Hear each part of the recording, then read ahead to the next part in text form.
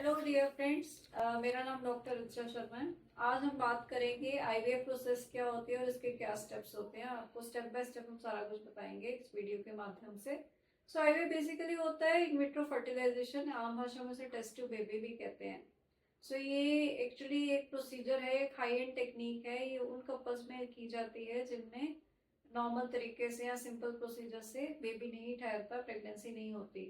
तो इसकी कुछ इंडिकेशंस होती हैं, जैसे अगर मान लीजिए किसी में मेल फैक्टर है, स्पर्म्स की दिक्कत है, या स्पर्म्स हमने सर्जरी से निकाले हैं, जैसे कंडीशन होती है एल्डोस्पर्मिया।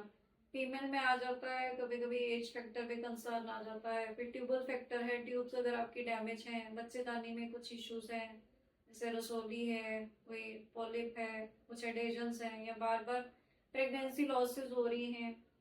फिर आ जाता है उसके बाद इन जनरल जेनेटिक फैक्टर्स हो सकते हैं कि मान लीजिए किसी में इस तरह का कोई जेनेटिक कंसर्न है जिससे बार बार बेबी को कुछ जेनेटिक प्रॉब्लम हो रही है, तो उन केसेस में भी पेशेंट को थर्ड पार्टी रिप्रोडक्शन के लिए जाना पड़ता है।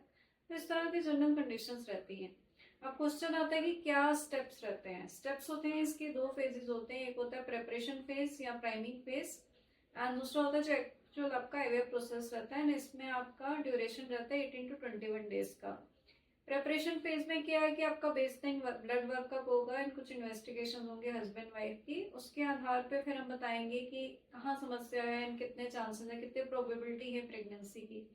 वो होने के बाद फिर नेक्स्ट साइकिल में आपका एक्चुअल ट्रीटमेंट स्टार्ट होता है, जिसमें आपके पीरियड्स के सेकेंड या थर्ड डे में हम अल्ट्रासाउंड करते हैं एंड कुछ मिनिमम ब्लड टेस्ट कर किए जाते हैं। उसके आधार पे फिर हम डिसाइड करते हैं कि कितनी डोज लगेगी एंड कितने डेज के इंजेक्शन लगेंगे एंड क्या प्रोटोकॉल होगा।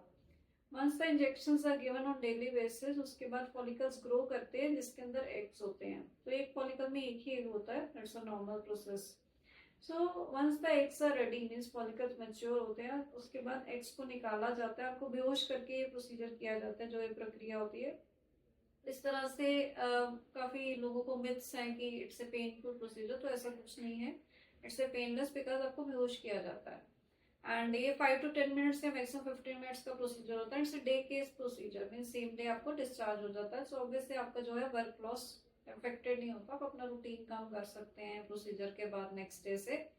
एंड उसके बाद वो एग्स को निकालने के बाद हमारे साथ लैब मैनेजर्स या एम्ब्रियोलॉजिस्ट जिन्हें कहते हैं होते हैं, वो एग्स को स्पर्म के साथ मिक्स करके एम्ब्रियोज बनाते हैं एंड वो एम्ब्रियोज को ग्रो किया जाता है 2 दिन 3 दिन या मैक्सिमम 5 दिन। डे 2 और डे 3 की स्टेज को प्रीवियस स्टेज कहते हैं। Day 5 stage is called as blastocyst stage. So जब आपके एम्ब्रियोज रेडी हो जाते हैं, फिर उनमें से जो बेस्ट क्वालिटी एम्ब्रियोज होते हैं, 2 एम्ब्रियोज, 1 और 2 एम्ब्रियोज, उनको आपकी बच्चेदानी में ट्रांसफर स्थानांतरित किया जाता है। एंड उसके बाद आपको कुछ प्रेगनेंसी सपोर्ट की मेडिसिन दी जाती हैं। After 10 to 14 days of that procedure we actually come to know what is the outcome.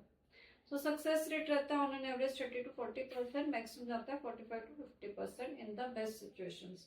So I think हमारी ये इन्फॉर्मेशन आपको काफी यूजफुल रहेगी, and please do like, subscribe and share this video so that it can reach to the maximum couples who are in need of the right information. Thank you very much.